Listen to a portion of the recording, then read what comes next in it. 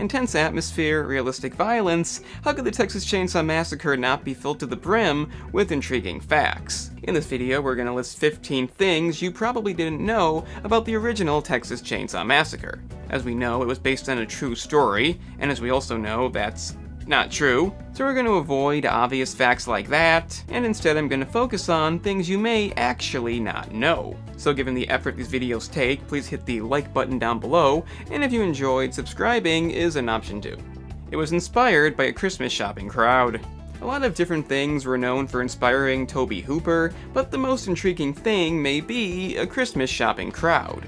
This happened back in 1972 at an overcrowded department store, and feeling frustrated he looked over at the chainsaws and contemplated a way of getting through the crowd faster. You can easily figure out the rest.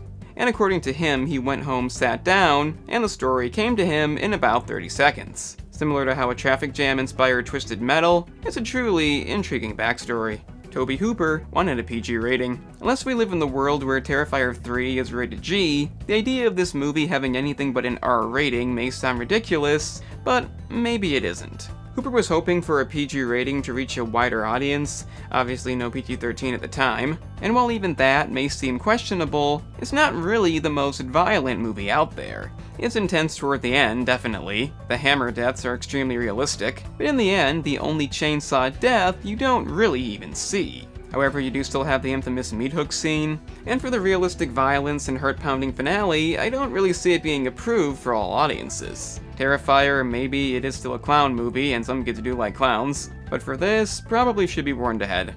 Leatherface was based on a real person Hooper knew. Mainly the skin mask to fit his various moods, and a doctor Hooper knew gave him the idea. He once told him about while being a pre-med student when the class was studying cadavers, and when he apparently went into the morgue to skin one to make a mask for Halloween. Obviously the character has Ed Gein influences, but where it originated is a lot more unique. Marilyn Burns was injured multiple times. Most of us know the shooting for Texas Chain Saw Massacre was complete hell for a number of reasons. The intense heat wave, only one bathroom, overly realistic props, but the most intense thing of all may be the final dinner scene with Marilyn Burns. If you think it looks too real, well, it kind of is. The stress and terror you see on screen is by no means fake, and that's for a few reasons. The heat, the smell, the extremely long time spent filming, we'll get to that later, and the blood you see is, well, real. That's because the little fake bulb that concealed fake blood had a tube that kept clogging, and again, due to the stress of the situation, he decided to strip off the safety tape and cut her for real when nobody was looking. Probably a big lawsuit today, and it's not the only injury she received. She was also cut during the big chase scene, and even though a stunt actress jumped out the window, the landing she had to make didn't go well. It's a shame that after all that shit, the latest movie killed her off in the dumbest way possible. The most beautiful shot almost didn't happen. Chainsaw Massacre may be known for its brutality, but there is some beauty to be found in its location.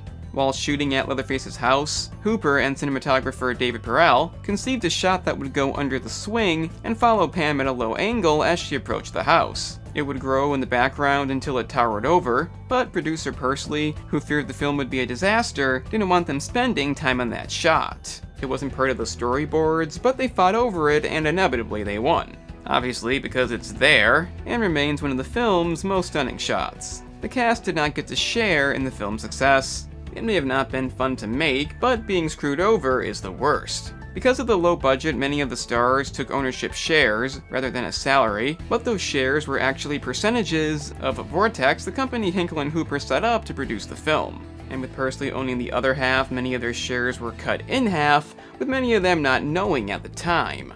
On top of that, Bryanston Distributors, which was declaring revenue for the film, was much lower than the millions it ranked in. The producers eventually took them to court, but by then the distributors' financial status was so dire, it didn't really matter. In the end, it left the cast with very little money for the unreasonable work they put in.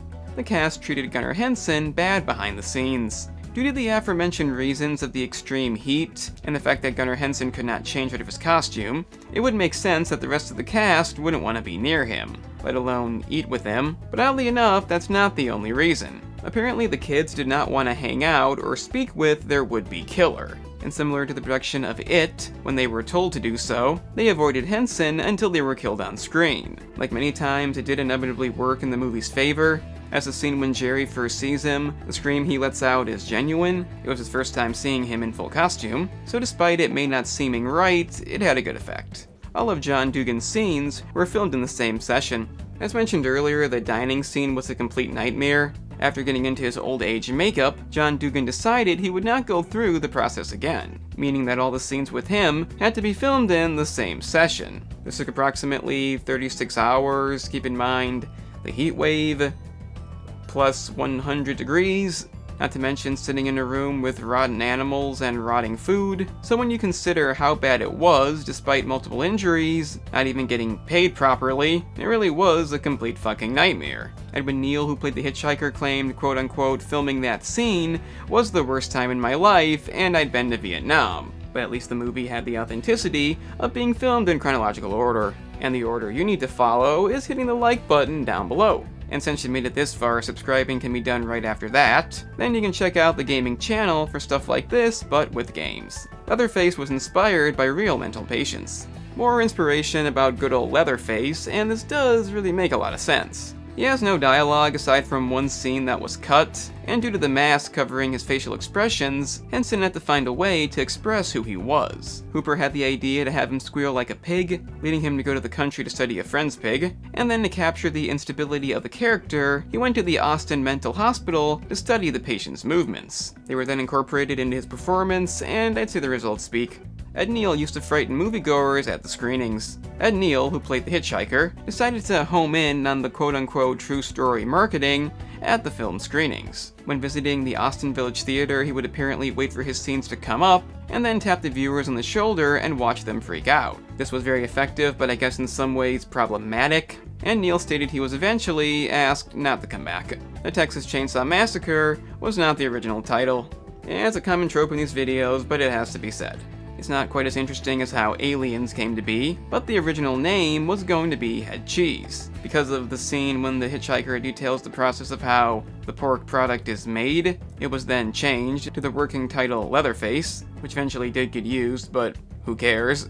And it wasn't until a week before shooting when the true title finally arrived. It was suggested by onscreen, head of the Texas Film Commission at the time. It may not be the most interesting story, but it was originally going to be called Head Cheese.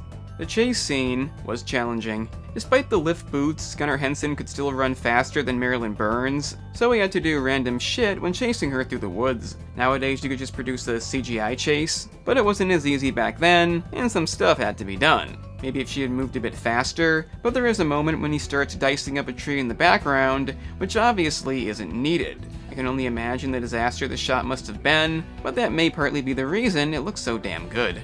The cast disliked Franklin. The role of Franklin, Sally's wheelchair-bound brother, was given the stay-in character while not on-screen approach, that being the somewhat annoyed presence due to not being able to join in the fun, and behind the scenes it had a similar effect. Call it commitment, but at one point him and Burns stopped speaking completely between takes, and Henson said Franklin was the only character he was happy to kill. It's also the only on-screen chainsaw death, so it's fitting. But then again, it wasn't his idea to be pushed through the woods while screaming like dumbasses. You can have lunch at Leatherface's house.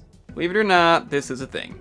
The original location used as the house of Leatherface and his family, located in Williamson County, Texas, is now the Round Rock area, and the house is no longer there. However, if you head west of Austin into Kingsland, you can find the actual home, now restored and being used as a restaurant. It's called the Grand Central Cafe, and the owners proudly display its cinematic heritage on their website. Luckily, the references end there, and you won't find any of the movie's overly realistic props, such as a real skeleton they used, or pungent smell of rotting corpses. Appearances in professional wrestling.